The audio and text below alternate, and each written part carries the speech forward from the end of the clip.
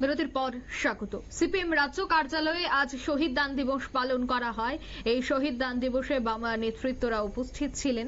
কুমারী মধুতি রূপশ্রীর ৭৭তম শহীদ দান দিবস আজ পালন করা হয়।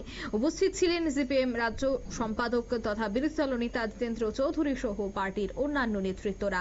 একে একে প্রত্যেকেই মাল্যদান এবং পুষ্পস্তবক দিয়ে শ্রদ্ধা জ্ঞাপন করেন। তারপরই কুমারী মধুতি রূপশ্রীর শহীদ দান দিবস সম্পর্কে আলোচনা করেন। তবে এই ৭৭তম শহীদ দান দিবস সম্পর্কে কি বলছেন বিরোধী দল নেতা জিতেন্দ্র চৌধুরী? শোনাচ্ছি। গণতান্ত্রিক আন্দোলনের ইতিহাসে,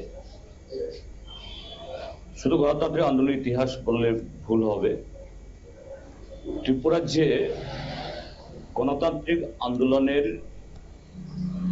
তার যে জন্ম হয়েছে সেই ইতিহাসের পত্তনে আজকের দিন 1949 ইংরাজির 28শে মার্চ স্বর্ণাক্ষরে লিখিত থাকবে। 1949 ইংরাজি মানে ইতিহাসের একটা সন্ধিক্ষণ। ত্রিপুরাজ্যের রাজতন্ত্রের পতনের একেবারে শেষ দিক।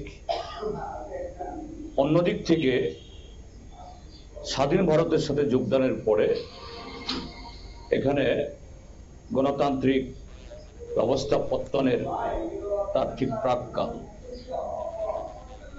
তার বিরুদ্ধে, অর্থাৎ এই সমতন্ত্রের বিরুদ্ধে ত্রিপুরাজ্যের মধ্যে সে 1945-এ জনশিক্ষা আন্দোলনের মধ্য দিয়ে যে চেতনার উন্মেষ, সে উন্মেষ থেকে জন্ম হয় 1948-এ গণমুক্তি পরিষদ,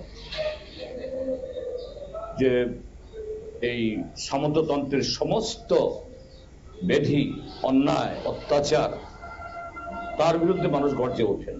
তার মধ্যে অন্যতম এই অত্যাচারের অঙ্গ ছিল যেটাকে টিতুন বলি, অ্যাকচুয়াল ককবরকে টানা হলো তৈতুন। সেটা কি? এই ত্রিপুরাজ্যের মাণিক্য রাজবংশধর, তারা এই রাজ্যের প্রজাদের 1400 বছরের বেশি শাসন করলেও তাদের মঙ্গলে, তাদের শিক্ষা, সংস্কৃতি। আপনারা শুনলেন বিরোধী দলনেতার বক্তব্য। তিনি জীবনী নিয়ে, এছাড়া সংগ্রামের যে সময়কাল এবং তাদের অবদান, প্রত্যেকটা বিষয় নিয়েই কিন্তু আজ আলোচনা করেন এই শহীদ দান দিবসে। নিয়ে নিচ্ছে ছোট্ট একটি বিজ্ঞাপন বিরতি, সঙ্গে থাকুন।